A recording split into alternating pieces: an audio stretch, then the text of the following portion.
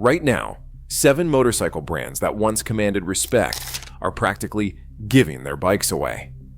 The numbers just came out for 2025, and they are worse than anyone predicted. Sales are down 25% industry-wide, with some manufacturers reporting their lowest quarterly performance in 15 years.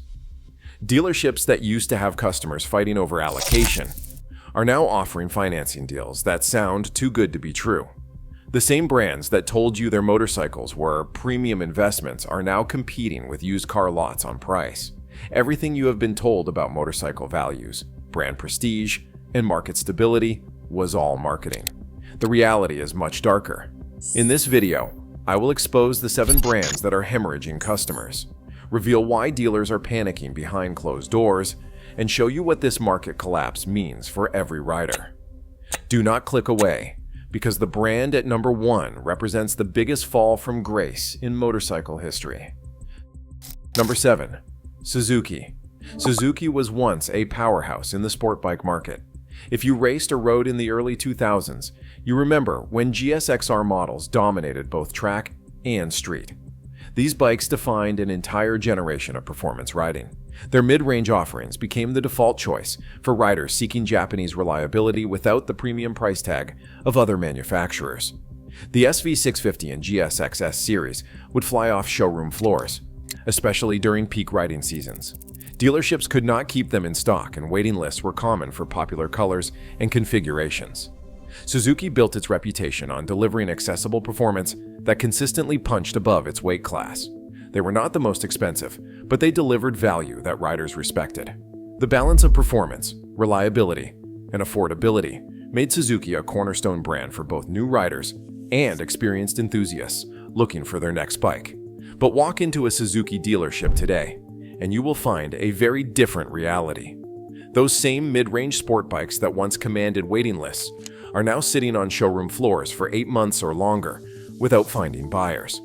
I spoke with dealers in 3 major metropolitan areas who confirmed that inventory that used to turn over in weeks is now collecting dust, forcing them to discount aggressively just to free up floor space for new shipments that nobody seems to want either. Enthusiasts online and in riding communities are increasingly criticizing Suzuki's lineup as stuck in time, while competitors have embraced modern technology, advanced electronics, and smartphone connectivity features that riders now expect as standard. The brand that once pioneered performance innovations now feels dated compared to its rivals.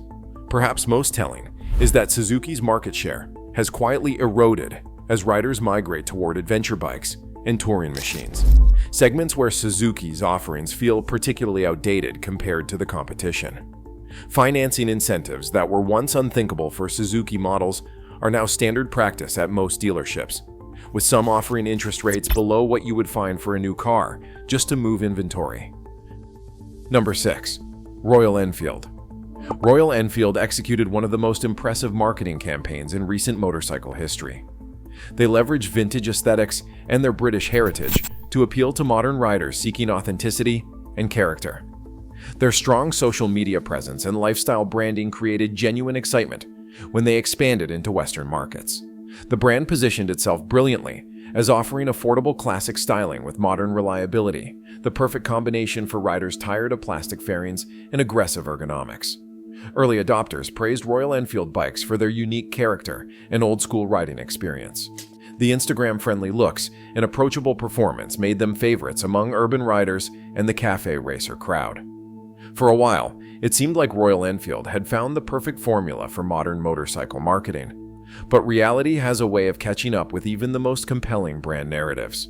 Despite their strong branding efforts, certain models are now stagnating badly in competitive Western markets. I have confirmed with multiple distributors that dealerships have begun cutting prices well below the manufacturer's suggested retail price, something almost unheard of just 2 years ago, to reduce massive warehouse overflow and carrying costs that are eating into profits. Riders are increasingly citing significant performance gaps versus Japanese mid-range machines in similar price brackets. What was once forgiven as character is now viewed as poor engineering by more experienced riders who expected the bikes to evolve more quickly. Quality control issues and reliability concerns have damaged the brand's reputation among serious enthusiasts, with some owners reporting persistent problems that undermine the modern reliability promise. Perhaps most concerning for Royal Enfield dealers is that the novelty factor has largely worn off, leaving them with inventory that appeals to an increasingly niche market. The same distinctive styling and heritage appeal that initially attracted riders now limits their growth potential, as competitors offer better performance with equally attractive designs. Triumph executed one of the most impressive comebacks in motorcycle history. After nearly disappearing, they successfully repositioned themselves as offering premium British engineering with modern reliability. No small feat given British motorcycles' historical reputation for electrical issues and oil leaks. Their Bonneville and Street Twin models captured riders seeking classic styling with contemporary performance and reliability. The brand built a loyal following among riders who wanted something different from Japanese uniformity, but were not willing to gamble on complete unknowns. Triumph's heritage story resonated with buyers who were willing to pay extra for distinctive character and design. The brand found a sweet spot between premium pricing and accessible performance that supported healthy dealer margins and customer satisfaction. For years, this strategy worked brilliantly. But the market has shifted dramatically. Those same Bonneville and Street Twin variations are now sitting unsold for months longer than dealers expected or can afford. I have confirmed with multiple dealer groups that inventory turnover has slowed significantly, creating cash flow problems that were not anticipated in their business plans. The issue is not that Triumph bikes suddenly became worse. It is that buyers are increasingly chasing more advanced tech, ride modes, and connectivity features from Asian competitors at similar price points. Triumph's traditional styling approach, once their greatest strength, now feels outdated compared to feature-rich alternatives that offer more value on paper.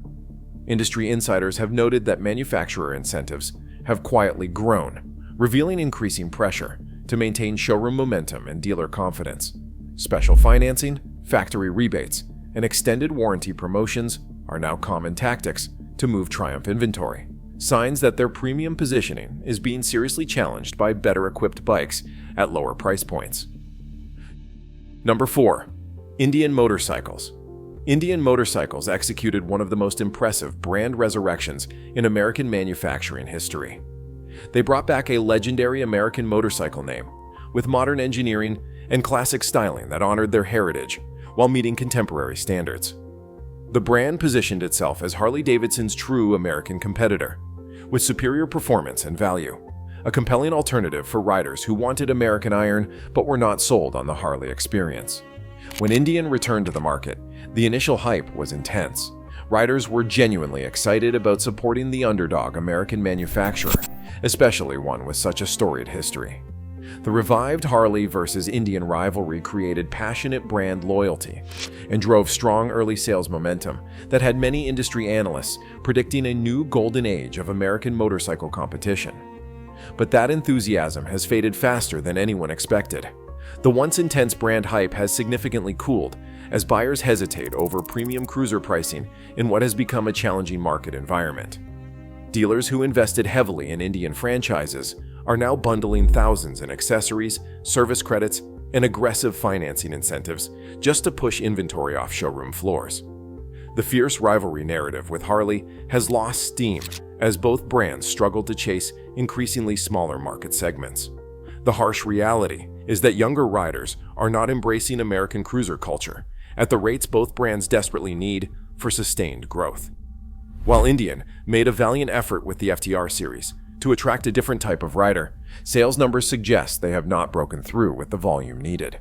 Perhaps most concerning for Indian dealers is that the novelty of the revival has worn off, leaving the brand competing on merit rather than emotion and nostalgia. Without the initial excitement driving sales, the fundamental question becomes whether their products offer enough value compared to alternatives. And dealer inventory levels suggest many riders are answering no. BMW built its motorcycle reputation on advanced technology, superior engineering, and premium touring capabilities that justified premium pricing. Their high-end touring models commanded respect and premium pricing in the adventure and luxury touring segments, where performance and reliability mattered most. The brand successfully attracted affluent riders willing to pay extra for German precision and cutting-edge features that competitors could not match. BMW motorcycle ownership became a status symbol that justified higher purchase and maintenance costs. Riders would proudly point to sophisticated suspension systems, integrated electronics, and touring amenities as evidence that the premium pricing was worth every penny. The brand's customer loyalty was the envy of the industry, but even BMW's premium position is showing serious cracks. Their high-end touring models are facing unprecedented resistance, as total ownership costs rise faster than buyer demand or income. Recent industry reports I have reviewed show price-sensitive riders actively defecting toward used bikes or Asian-built alternatives that deliver 85% of the performance at 60% of the cost. Maintenance costs, parts pricing, and service requirements are driving away cost-conscious touring enthusiasts who might have stretched their budgets for a new BMW just a few years ago. Authorized service centers charge labor rates that make even routine maintenance feel like financial pain points rather than necessary care. Multiple dealer sources have confirmed they have quietly expanded trade in allowances and financing terms to maintain sales momentum. Some are offering maintenance packages valued at thousands of dollars just to close deals on new models. The premium positioning that once justified higher prices now feels excessive in a market where consumers are increasingly focused on value and total cost of ownership, rather than brand prestige alone. Ducati masterfully marketed Italian passion, racing heritage, and exotic engineering to performance enthusiasts willing to pay premium prices. The brand positioned itself at the pinnacle of motorcycle desirability, commanding premium pricing because ownership meant joining an exclusive club of serious riders who appreciated engineering as art. Strong press coverage and consistent racing success has justified higher prices for distinctive Italian engineering and design that stood out in any gathering of motorcycles. Ducati ownership was never about practical transportation. It was about emotion and passion. The distinctive sound of a Ducati engine alone was enough to justify the premium for many enthusiasts. The feeling of riding something special, something that turned heads and started conversations, was central to the value proposition. But the market is challenging even this emotional appeal. Several mid-range Ducati models have seen dramatically softer retail movement despite continued strong press coverage and racing success. Industry sources confirm that frequent financing incentives and promotional offers from a brand that rarely needed to discount suggest much slower than expected inventory turnover across multiple markets. Riders are increasingly questioning whether the Italian tax, the premium charge for Ducati engineering and design, still feels justified amid cheaper, better-equipped rivals that have closed the performance gap significantly. The performance advantages that once clearly justified premium pricing have been matched or exceeded by Asian competitors offering similar capabilities at lower price points with better reliability records. Perhaps most concerning for Ducati's long-term position is that the emotional appeal of Italian engineering is losing ground to practical considerations and value-focused buying decisions. Even passion has a price ceiling, and more riders are deciding that the premium for the Ducati name no longer delivers enough additional value to justify stretching their budgets. Harley-Davidson built an American empire on a promise that their motorcycles weren't just transportation. They were investments in a lifestyle and community. For decades, the company convinced buyers that Harley ownership meant something more meaningful than mere motorcycle riding. Entry-level models were positioned as gateways to the Harley lifestyle and community, first steps into a brotherhood that defined American motorcycle culture. The brand commanded premium pricing because ownership meant joining an exclusive American brotherhood that transcended the product itself.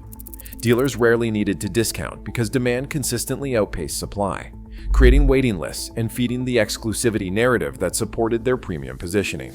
But the awakening has been brutal. Entry-level Harleys are now piling up at dealerships across the country, as younger riders reject the premium pricing model that worked on their parents. Millennials and Generation Z consumers are choosing cheaper imports or quality used bikes over new Harley financing packages that stretch budgets beyond comfort. Dealers across multiple regions have resorted to unprecedented rebates just to move basic Sportster and street models that once sold themselves.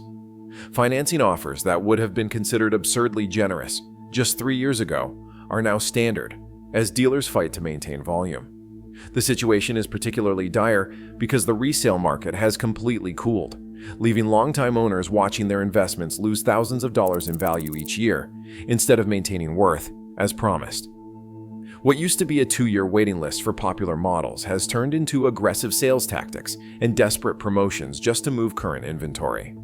The lifestyle premium that justified higher prices for decades is collapsing as younger riders prioritize performance, technology, and value over heritage and tradition. For a brand that built its empire on commanding premium prices, this reality shift represents an existential threat that challenges their entire business model.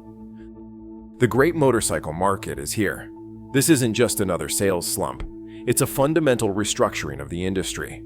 The brands that built empires on heritage, emotion, and premium pricing are facing a new reality where value-focused consumers demand substance over stories. What's coming next? Expect deeper discounts, aggressive incentives, and a flooded used market as manufacturers fight for survival. The truth is undeniable. If you're buying, patience means unprecedented deals on premium machines. If you own these bikes, values are falling and will not recover. The motorcycle industry we knew is dead. What emerges will be unrecognizable to traditional riders. But I want to hear from you. Do you agree with this assessment, or am I missing something? Who do you think is next to fall? Drop your thoughts in the comments and subscribe now. The next chapter in this industry collapse is even more shocking.